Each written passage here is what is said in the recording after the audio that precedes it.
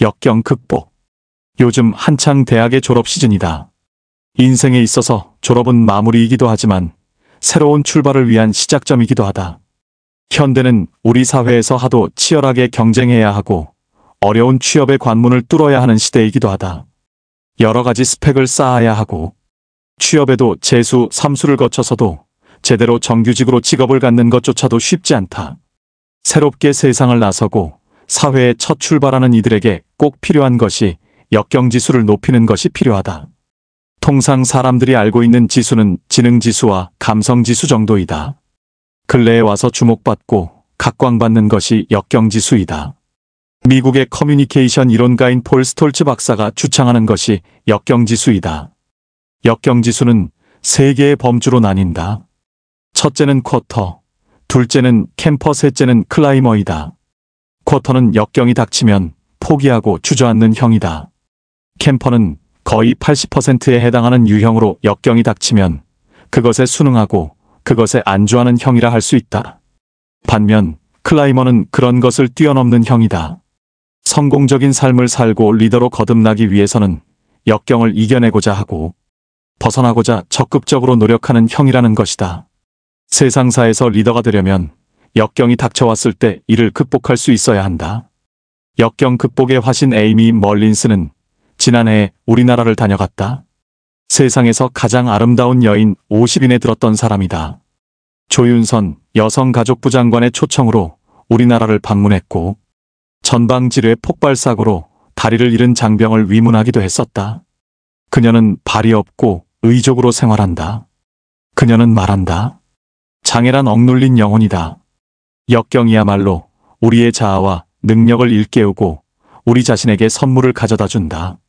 그녀는 어떻게 장애를 극복하고 장애를 이겨냈는가? 4살 때였다. 그녀를 치료하던 주치의 피주틸로 박사는 그녀에게 이렇게 말했다. 넌 정말 강하고 힘이 넘치는 소녀로구나. 고무밴드쯤 얼마든지 끊을 수 있을 것이다. 그것을 끊으면 $100를 주마. 그것은 마치 우리의 감동영화 마라톤에서 엄마가 초원이에게 해주는 말과 똑같은 의미를 담았다. 초원이 다리는 100만 불짜리 다리 에이미 멀린스에게 자신감을 심어주었고 도전 정신을 불어넣어 자신이 처한 역경을 슬기롭게 대처하며 견뎌낼 수 있게 해주었다. 그리고 그녀는 종아리뼈가 없이 태어났고 1살 때에 다리를 절단했음에도 그런 위기와 역경을 슬기롭게 극복해서 1996년에 장애인 올림픽에 출전하기도 했고 패션 모델로 활동하기도 했으며 영화배우로도 우뚝 설 수 있었다. 그녀는 2002년도 매튜 바니의 영화 크레마스터 3에 출연하기도 했다. 두 번째 역경 극복의 화신에 관한 얘기는 산악인 크리스 보닝턴에 관한 얘기다. 그는 영국 출신의 산악인이었다. 43세 되던 해에 동료 스컷이라는 이와 바인터 블락이라는 에베레스트를 오른다. 어느 순간 정상 부근에서 7,000m 아래로 순식간에 추락한다. 자신은 갈비뼈가 부러지고 동료는 발목이 골절되었다. OKM의 거리를 기어서 5일 동안 눈 속을 헤쳐서 기적적으로 탈출해 나온다. 베이스 캠프에 있던 이들은 모두 그들이 살아있으리라고 상상도 못했다. 버닝턴 이후 20년간 바인터 블락을 오른 이는 아무도 없었다고 한다. 크리스 보닝턴은 그런 불굴의 의지로 역경을 이겨낸 공로로 영국 정부로부터 기사자귀를 수여받는다. 우리나라에도 방문한 적이 있었다. 마지막 사례는 우리나라의 역경을 극복한 성악가의 최승원에 관한 이야기이다. 그는 4살 때 소아마비를 앓았다. 그 시절 그의 소원은 한번 뒤집어보는 것이었다. 어려움 속에서도 학업을 계속했고 한양대학까지 다녔다. 한양대학의 음악대학에 등교하려고 하면 100개의 계단을 올라야 했다. 그는 불굴의 의지로 학업을 마쳤고 진로를 모색했다. 그러나 장애아에 대한 냉대는 극심했다. 합창단의 일원이 되는 것도 거절당했다. 그는 소나귀의 힘이 약해 악보를 쥘 수도 없는 상황이었다. 그는 결국 부모님을 설득해서 다시 한번 시도해보기 위해 미국으로 건너갔다. 그곳에서 스승을 만났다. 그는 81세의 오스트리아 출신으로 메조소프라노 성악가였고 이름은 헤르타 글라츠라는 분이었다. 그가 오페라 가수로 입문하려고 하는 것이 자신의 처지로서는 어렵다고 하소연하자 그녀가 준 충고는 Why not, why not? 이었다. 왜 안 된다고 생각하느냐고 반문한 것이다. 최 교수는 그래도 반신반의하면서 80%의 의심을 가지고 도전을 했다. 유수한 콩쿠르에서 그는 우승을 했다.